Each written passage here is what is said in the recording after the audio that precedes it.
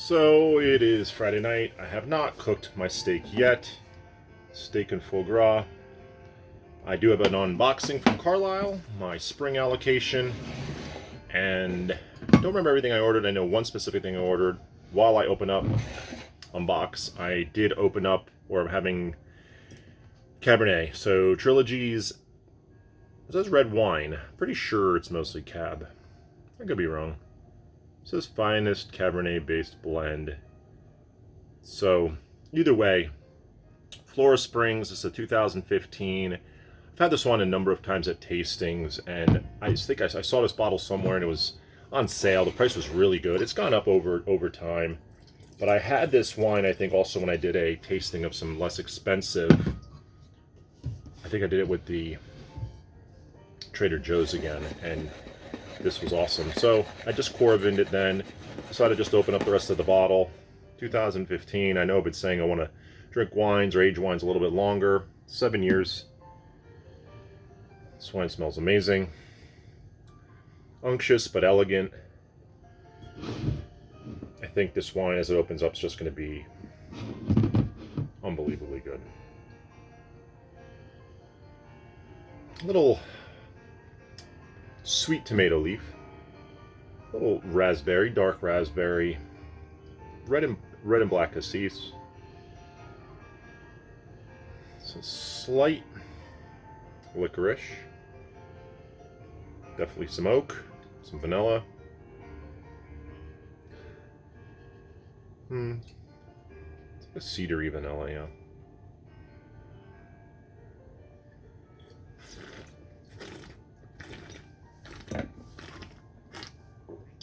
There's a plumminess too.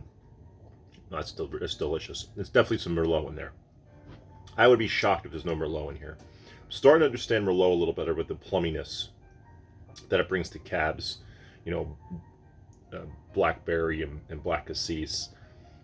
Merlot's bringing a little bit. Merlot sometimes has a chocolatey thing going. I hear it used a lot. Baker's chocolate, milk chocolate, dark chocolate. I don't get it that often. I'm not getting it here either, but here at Merlot pretty often. I'm definitely getting a plumminess here. Stewed plum. I think that's the Merlot part of this blend. And I'm not 100% sure. But this wine's about a Carlisle unboxing. And we'll just start. And this is Carlisle's 2 Acres Red Wine, Russian River Valley, 2019, from vines planted in 1910. Old vine field blend of Mourvedre, Syrah, Petit Syrah, Carignan, Palourgen, and Alicante Bouschet. So a Southern Rhone blend, a Rhone blend type of wine out of California.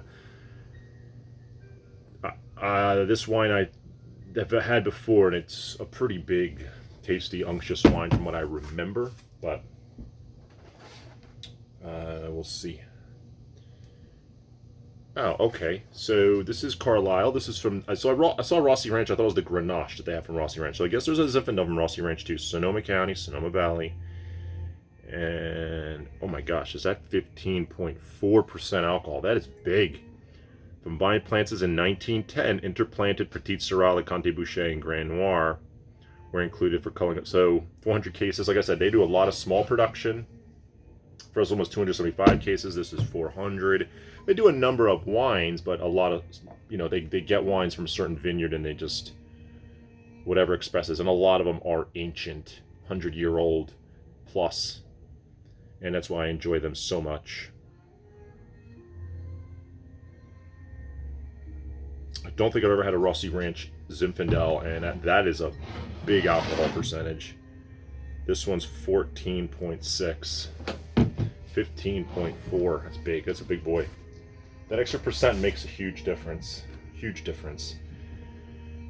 And this is Paso Robles, so south of, a little further south in California. Willow Creek District, Syrah, James Berry Vineyard. It's this cool climb, and it's a little warmer in Paso Robles, I think. 160 cases. This might be, I don't know. Definitely never had this Syrah from there. I've said it before, their Syrahs need some time. Either a long decanter, drink them over 2-3 days, or just let them rest for a little bit. I think they take just some time to really come together. This trilogy smells so great. I know I got a bunch of one specific wine, and there's one of them. So I'm gonna go through the ones. There's another, I think. So I think I did buy a bunch of a certain bottle. Okay, St. Lucia Highlands, so definitely cooler climate. Syrah from Sierra Mar Vineyard, Monterey County. Definitely cooler climate down there. Low yields, impeccably farmed. Nothing much in there. It says glass staining, so it's going to be a, they claim a big boy here. 14.6. Bought from a region that's known to be a little bit more cooler climate. It doesn't put the year, at least on here. When they send out the allocations, they normally write up a really big thing about each one of the wines, and I look at them and I just sort of pick. I think I've cut back a little on their Zinfandels, and have been buying more of their Syrah, their red wines, and one specific one I'll talk about in a minute. I'll save that one for last. Gruner Veltliner, I do love this white. It's a white wine a white grape out of Austria specifically. This is Steiner Vineyard. I think about this a number of times. I really, really like it. It's got a bitterness to it, a peanut shell thing going. It just, apple skin thing. I just really like this wine. Very crisp, very acidic. And a California version out of Sonoma. So, white wine there from Carlisle. I think they have something called the Derivative too, which is a blend. Okay, so I've bought this numerous times. So Zinfandel from Montafi Ranch. Pretty sure this is one of my favorite Zinfandels from them. 15%. It's a big boy. From vines planted in 1926. Interplanted Alicante Boucher, Petit Syrah, Grand Noir, Belarusian, Syrah. They add a little bit more of that stuff. Mostly Zinfandel though. But again, nearly 100-year-old vineyard. The Montafi Ranch Vineyard. So super cool.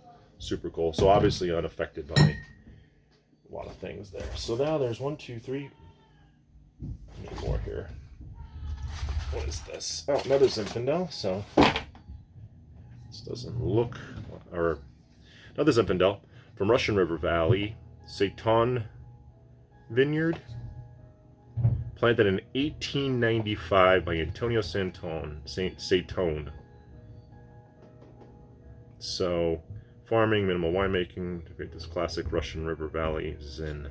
Percent 15.3. Another big one.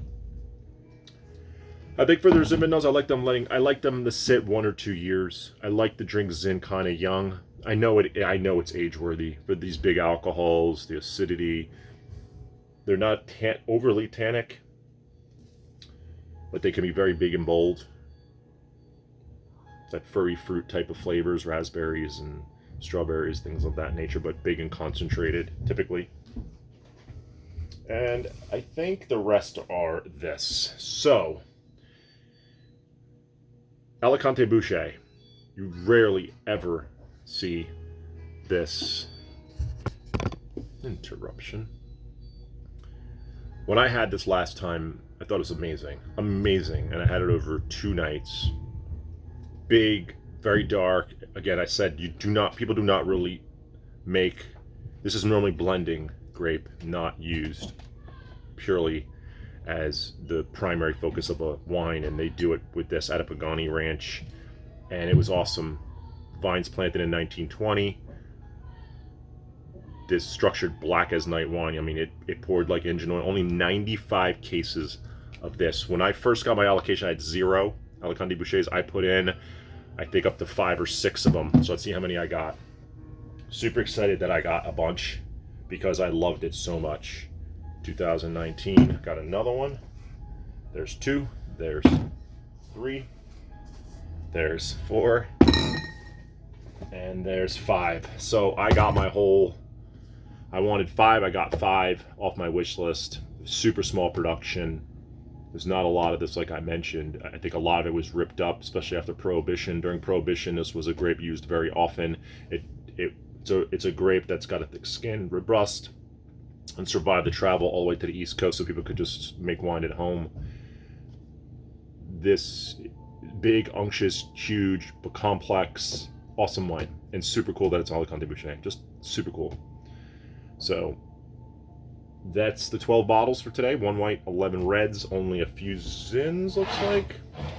3 Zinfandels, which is what they're known for. 2 Syrah, a blend, just like a Rhone blend, a Gruner, and then 5 Alicante Bouchers. So that's the spring allocation to Carlisle. Twice a year, Carlisle comes in, and that's it. Go make my steak, go make my foie gras, enjoy it with this trilogy. And as we consume some of these Carlisles, we'll certainly talk about them, especially when I do another Alicante Boucher. I don't know if the last one I had was a 2019 or 2018. I'd have to check my video when I made it, but it was a awesome, one of the greatest surprises or discoveries I made in the last year, for sure. Just super cool, super awesome. And I hope they continue making it out of Carlisle, and I will continuously buy 5 or 6 of them if I can, until I just have a lot. And you know, these can age a long time. Long time. All right, that's it. Have a good night.